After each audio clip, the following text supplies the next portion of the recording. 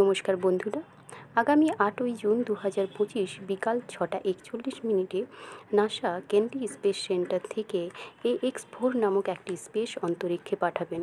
কেবলমাত্র পোল্যান্ড বা হাঙ্গেরি নয়, ভারতের জন্যও এটি খুব গৌরবের, কারণ এই মিশনে রয়েছেন একজন ভারতীয়। আজকের পর্বে আমরা তার বিষয়ে কথা বলবো। এনার জন্ম 10ই অক্টোবর 1985 লখনৌতে, উত্তরপ্রদেশ। 1999-এর কার্গিল যুদ্ধ এনাকে যুদ্ধে সামিল হওয়ার জন্য প্রেরণা দিয়েছিল। এনডিএতে প্রশিক্ষণ করেন।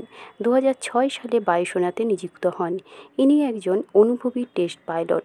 2019-এ এনাকে ইসরো গগনযান মিশনের জন্য নির্বাচিত করেছেন। ইনি রুশের ইউরি গেগারিন কস্টনেট ট্রেনিং সেন্টার প্রশিক্ষণ নিয়েছেন। মার্চ 2024-এ ইনি গ্রুপ ক্যাপ্টেনের পদ পান। ভারতে নিজের উজ্জ্বল ব্যক্তিত্ব ও কর্মজীবনের সাথে সাথে এনাকে AX-4 অর্থাৎ এক্সএম মিশন 4-এর জন্য নির্বাচন করা হয়েছে। AX-4 এক্সএম স্পেস একটি প্রাইভেট স্পেস কোম্পানি, যা এই নিয়ে চতুর্থবারের জন্য অন্তরিক্ষে তাদের স্পেস পাঠাবে, যা নাসা ও স্পেস এক্সের মিলিত প্রয়াস।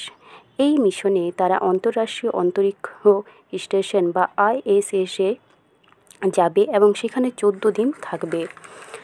এই সময়ে তারা বিভিন্ন বৈজ্ঞানিক প্রয়োগ, টেকনিক্যাল প্রদর্শন এবং নাগরিকতার কাজ করবে।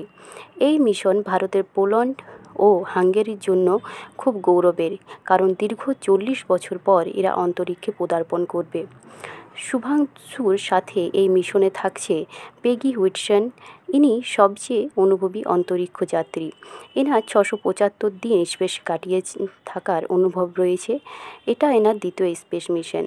এছাড়া ভারত থেকে প্রশান্ত বালকৃষ্ণন ব্যাকআপ পাইলট ও হাঙ্গেরির গ্লুয়া সেরেনি ব্যাকআপ অন্তরিক্ষ যাত্রী হিসেবে থাকছেন।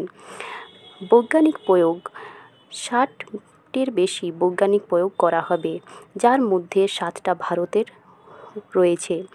মাইক্রোগ্র্যাভিটি, কম্পিউটার স্ক্রিনের ওপর মানব মস্তিষ্কের প্রভাব এবং মাইক্রোএলগি ও সায়ানোব্যাকটেরিয়ার বৃদ্ধির মতো কিছু অধ্যয়ন এখানে করা হবে। টেকনিক্যাল প্রদর্শন, যেমন আইফোন ও কিছু ডিভাইস যা ভবিষ্যতে স্পেসের কাজে আসবে। তাছাড়া চালক দল স্পেস স্টেশন থেকে বাচ্চা ও শিক্ষকদের সাথে রেডিওর মাধ্যমে কথা বলবে। আগামী 8ই জুন 2025 বিকাল 6:41-এ নাসা কেনেডি স্পেস সেন্টার থেকে এই মিশন লঞ্চ হবে। 1984-র পর শুভাংশু দ্বিতীয় ভারতীয় যিনি অন্তরিক্ষে যাচ্ছেন। এই মিশন ভারতের গগনযান মিশনের জন্য অনুভব এনে দেবে। শুভাংশুর কথায় এই মিশন ভারতের ভবিষ্যৎ প্রজন্মকে প্রেরণা এনে দেবে। বন্ধুরা, ভিডিওটি যদি ভালো লেগে থাকে অবশ্যই শেয়ার এবং সাবস্ক্রাইব করবেন। দেখা হবে পরের ভিডিওতে।